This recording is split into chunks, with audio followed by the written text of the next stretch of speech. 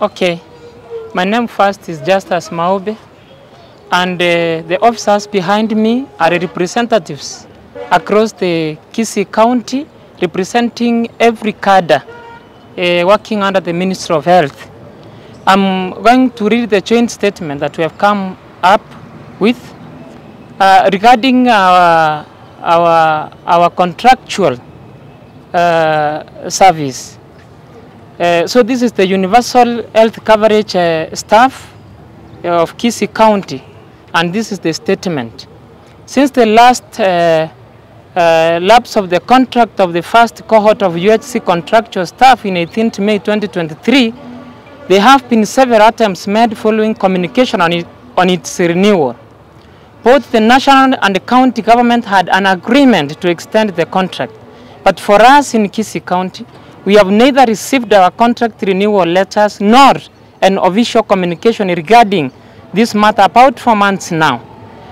Despite this challenge, we have not failed to turn up to work and offer our services as required.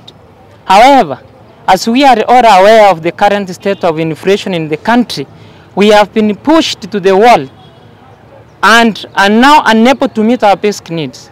We therefore gather here today to state as follows.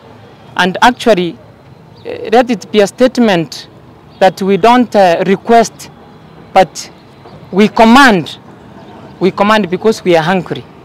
The office of the governor should come out clear and address this issue. Number 2, renewal of our contracts to be confirmed as directed from the national government so that the staff can be settled and continue with the service delivery wholesomely. The relevant office, that is the governor's office, should explain to us why we have not received our salaries while other counties, almost all counties in the country, have received their dues. In conclusion, we are healthcare workers who came on board during critical times in this country and even the whole world, and have tirelessly worked towards attaining universal health coverage in this country.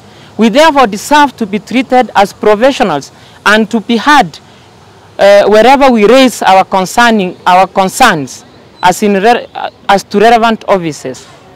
Our great leader once said, "Just delayed is equally to just denied." We have worked and therefore deserve our unpaid dues for the last 4 months. So solidarity, forever. Solidarity, forever. We are not going to relent. Our EPO governor is aware about this. We have gone to our EPO leaders, we have gone to relevant offices. We have gone to CE's office, we have gone to the Attorney General County General office, we have gone to the County Secretary office, and they are all aware about this. But what is being played around is that we are being dodged, we are being pushed here and there without an answer. So people are going to accuse us of not being patient.